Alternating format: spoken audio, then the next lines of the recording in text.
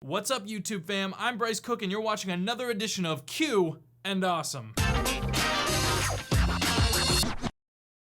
We've been on a roll recently with our unscripted series, so we're gonna go ahead and continue with that and answer all of your questions because we love the interaction. My man Trevon here has gathered all of your questions completely unseen by me so that I can answer them in the moment without the safety of a script. So, how about we get started? What do you think is the first thing people notice about you when they meet you? Probably my badonkadonk. Got that thing. Got that booty thing. That's the shape of my booty. It's like a peach, but the right side's slightly larger than the left side. It almost has its own blinker system, just mandatory by the state so that I can safely make turns when I'm walking down the street. They call me Georgia because my butt looks like a peach. So, if you had to get rid of one U.S. state, what would it be and why? it might be California for the sake of the country, Mississippi, because they're the worst of us. Whatever state Trump's in, I'm gonna go with that one. What state would you get rid of, Trevon? Georgia, because of that reference you made to your ass.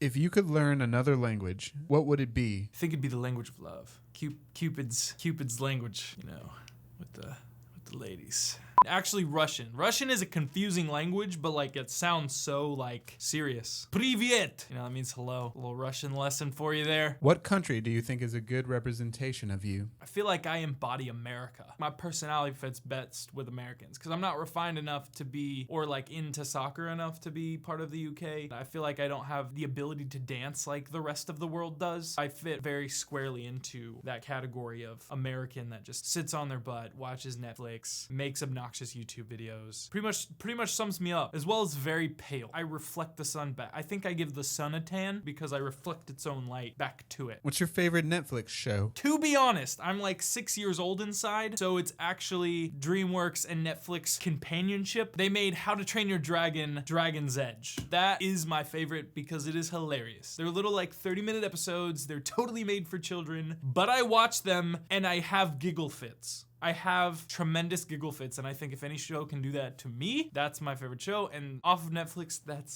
that's the one. But Stranger Things was amazing. So if we're talking adult media that adults can watch, not watching porn on Netflix, but I mean like if, you know, more mature. Well, how do I say this without sounding like I'm trying to talk about porn? Well, first stop using your hands like that.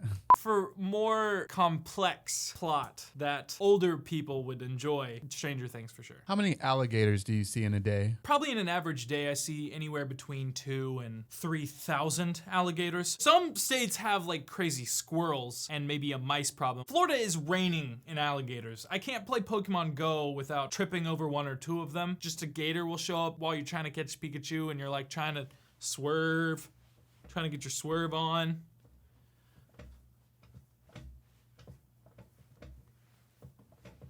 That's me throwing Pokeballs. So that's the technique I use. And I don't use Master Balls or Ultra Balls. I just quantity over quality. That wasn't your question, but there's an extra tidbit for you. Marvel or DC? Ooh, the heated Marvel versus DC universe debate. I'm a huge Marvel fan. I think both DC and Marvel have a lot to offer. Personally, I'm very much into the cinematic experience over like comic book reading or anything like that. Not that story and plot isn't really important to me, but I feel like Marvel has just nailed cinematic universe. I honestly just kind of like their character arcs better. DC's really cool too, but if I had to pick, gun to my head, Marvel 100%. Favorite Marvel character? Favorite DC character? My favorite Marvel character in the whole Marvel universe is honestly Venom. He's complicated. Like, I like Spider-Man. I like how Spider-Man and Venom interact. I like how we never really know where Venom's head's at. He can sometimes be an ally. He can sometimes be a really, really bad guy. And it's just whatever suits Venom at that moment. He's kind of like an anti-hero, like Deadpool in a way, but never quite gets on the hero side. If he realizes that his survival or his lifestyle could be affected by some greater force, he's willing to fight with whoever in order to make sure that his lifestyle is maintained. And his interaction with who he's paired with is also interesting just because they influence each other. So it's really kind of cool to see that partnership. So I don't know, I think Venom's a complex character and he's usually fairly funny as well, so I'm all about that. Plus you're kind of like Eddie Brock, so. Yeah, I'm a little bit like Eddie Flash Brock. Thompson.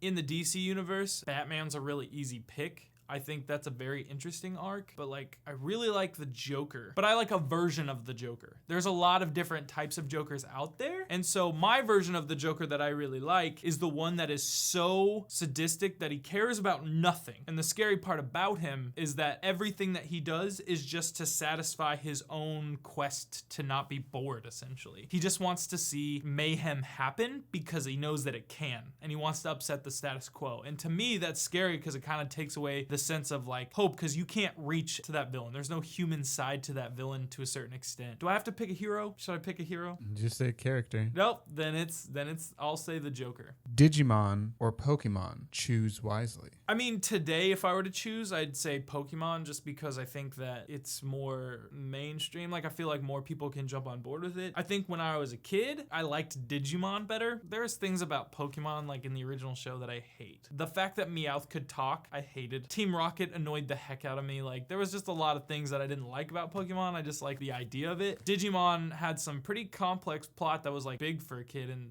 I felt like the comic relief was a lot more refreshing than a talking Meowth and really dumb Team Rocket. So I'll say Digimon as a show, but in terms of longevity and like fun, Pokemon and the games are way more fun. Jedi or Sith? If we're talking like episode 7 type universe, I'm gonna say Jedi, because for some reason the Sith has now become whiny. I don't want anything to do with the Sith. But if you go like Knights of the Old Republic, Sith 100%, just because they were cooler. Their characters were cooler. Post Darth Vader, Jedi. Prior to Darth Vader and up to Darth Vader, Sith. That's where I am. Would you rather be constantly itchy or constantly sticky? Ugh.